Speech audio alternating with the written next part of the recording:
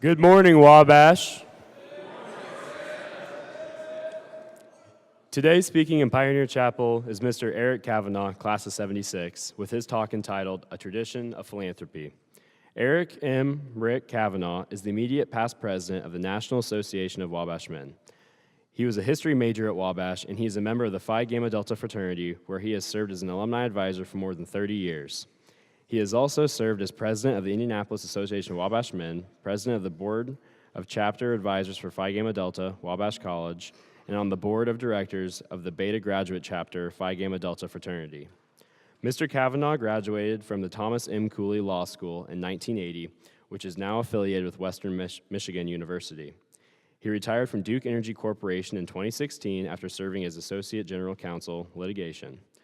He is admitted to the federal courts in Indiana and the U.S. Court of Appeals for both the 6th and 7th Circuits, as well as the U.S. Supreme Court. Rick is a member of Indianapolis Indiana State Defense Research Institute and the American Bar Associations. He has been recognized as a Distinguished Fellow of the Indianapolis Bar Foundation and a Master Fellow of the Indiana Bar Foundation. Rick has served as president of the Indianapolis Bar Foundation and also the board of managers of the Indianapolis Bar Association. Please welcome Mr. Eric Cavanaugh.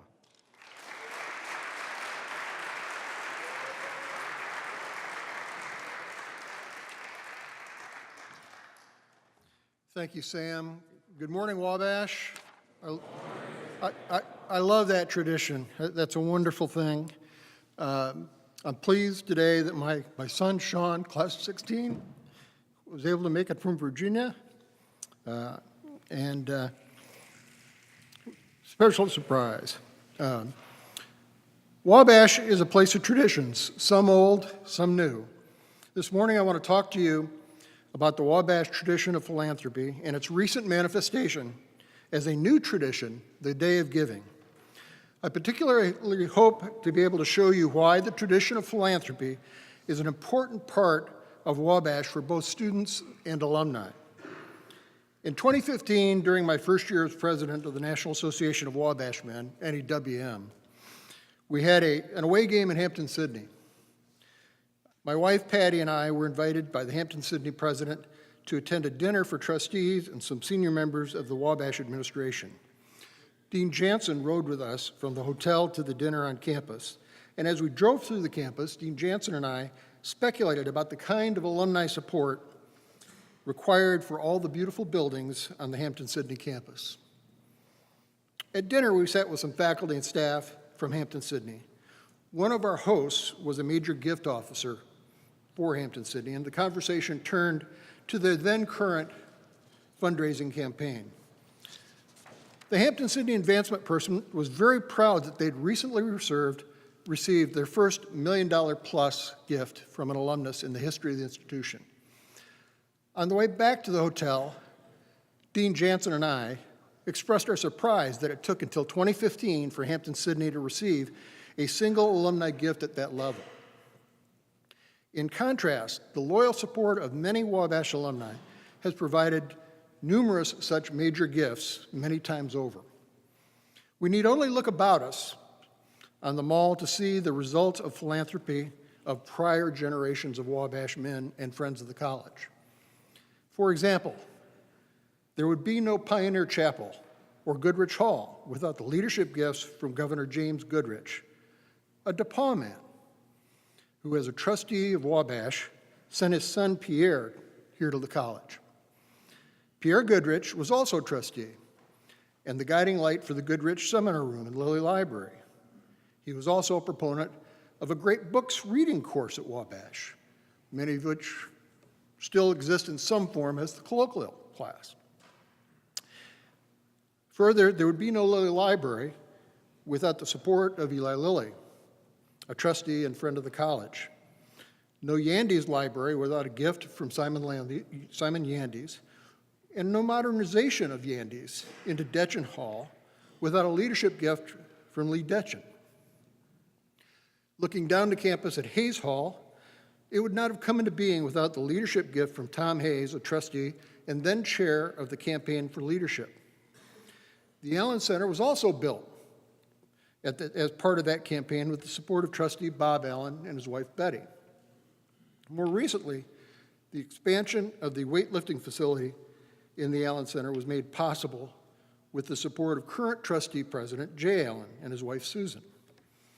In addition, it is the support of the Schrader family that has provided Wabash men with the Schrader Career Center and its programs, which have been recognized by Princeton Review as #2 in America for best alumni network and top internship opportunities, and #8 for best career service programs.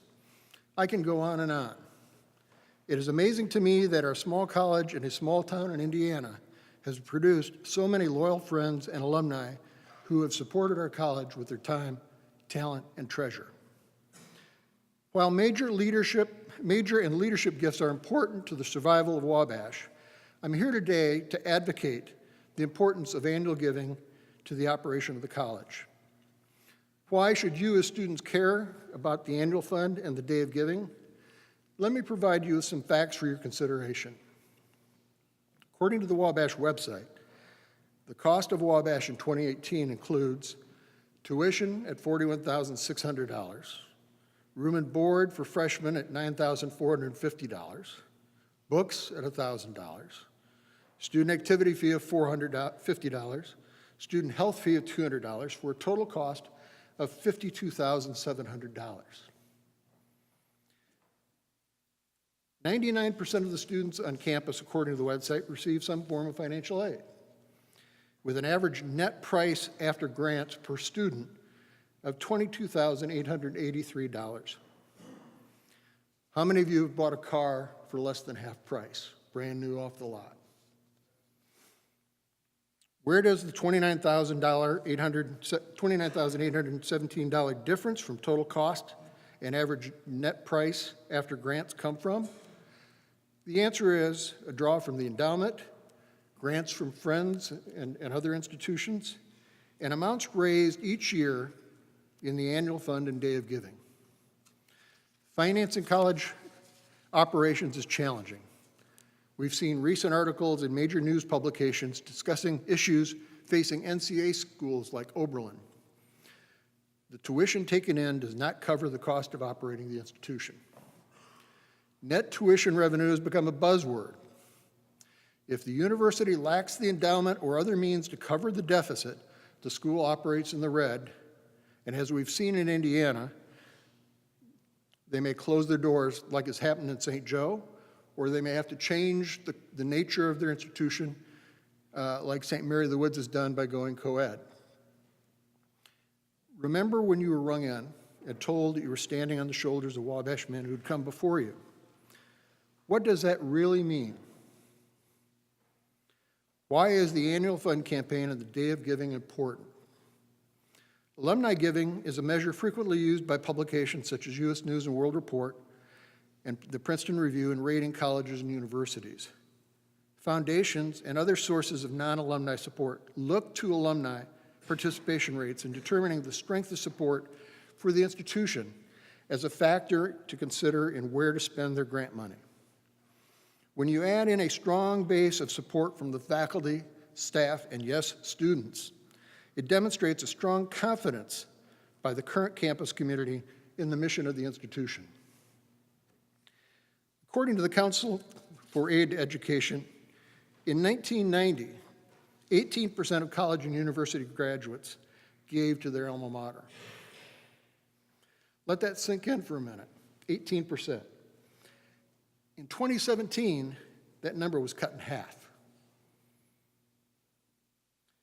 Data from the Council for 2010 to 2017 shows that alumni giving rates for schools like Carleton fell from 60% to below 55%. Amherst fell from 60% to 52%. And yes, even DePauw fell from 34% to 24%. However, during the same period of time, Wabash has gone from 33% to almost 44% alumni participation. For fiscal year 17, the annual fund received $3,274,507 from 5,132 alumni donors, out of a pool of 11,688 possible solicitable donors. Big word, solicitable. That was an increase of 225 alumni donors over fiscal year 16. Clearly, this is a demonstration of strong support for Wabash and you, its students. The Day of Giving, a new tradition, has also shown the strength of the student, faculty, and staff commitment to the mission of the college. As an alumni leader, I am most pleased by the participation of the student body and young alumni in the Day of Giving efforts. Just 6 years ago, there was a perception among alumni that students were committed to Wabash. Their commitment to Wabash did not go beyond the exchange of tuition money for a diploma. It was transactional. The NAWM board has worked hard to model stewardship and philanthropy for students through leadership gifts by the board members for the Residential Life District and leading numerous challenges on the Day of Giving. My first year as alumni president, I challenged the class of 2016, my son's class, to reach 100% participation in the senior gift campaign. I'm proud to say the class of 2016 met that goal. Last year, the advancement staff said, we needed to go big or go home for the fourth Day of Giving. They asked me to challenge the Wabash student body to have 100% participation in the fourth Day of Giving, rather than just giving a challenge to the senior class. Wabash did not turn down that challenge. The fourth Day of Giving reached a record number of gifts, a record number of donors, and not the least of which, 100% participation by the student body. Click, clack, whatever you do, whatever you guys, I mean, that is a truly phenomenal feat. Further, contrary to all the trends, young alumni continued to buck the national trend of alumni giving by having the highest number of donors. The class of 16, in fact, had the highest number of donors of any class on that day. Other recent classes also stepped up, with the classes from the last decade leading all alumni participation for the fourth Day of Giving. Some of the stats from our Day of Giving to consider. Our first Day of Giving, we had 2,329 total gifts. Last year, 4,250, doubled. Faculty and staff donors the first year, 173. Last year, 189, a substantial increase. Current student donors, 211 the first year.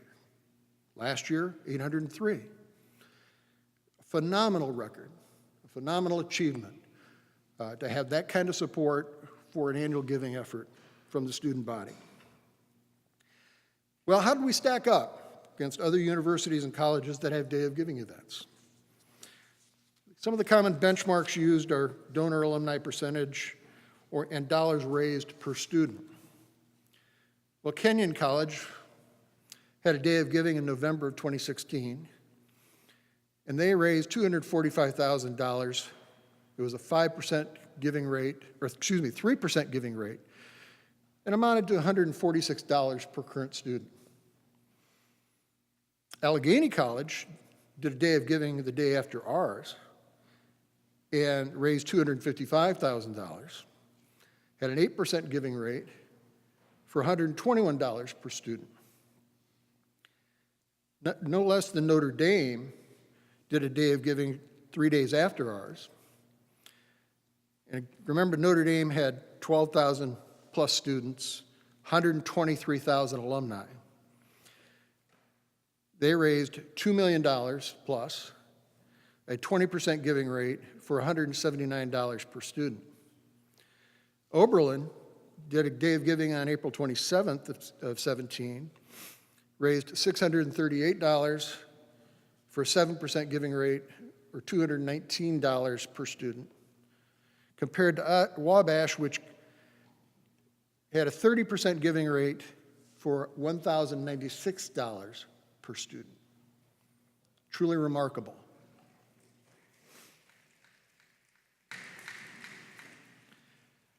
I've been asked how Wabash gets the student and alumni participation year in and year out by people like none other than President Dan Ellsner at Marian University.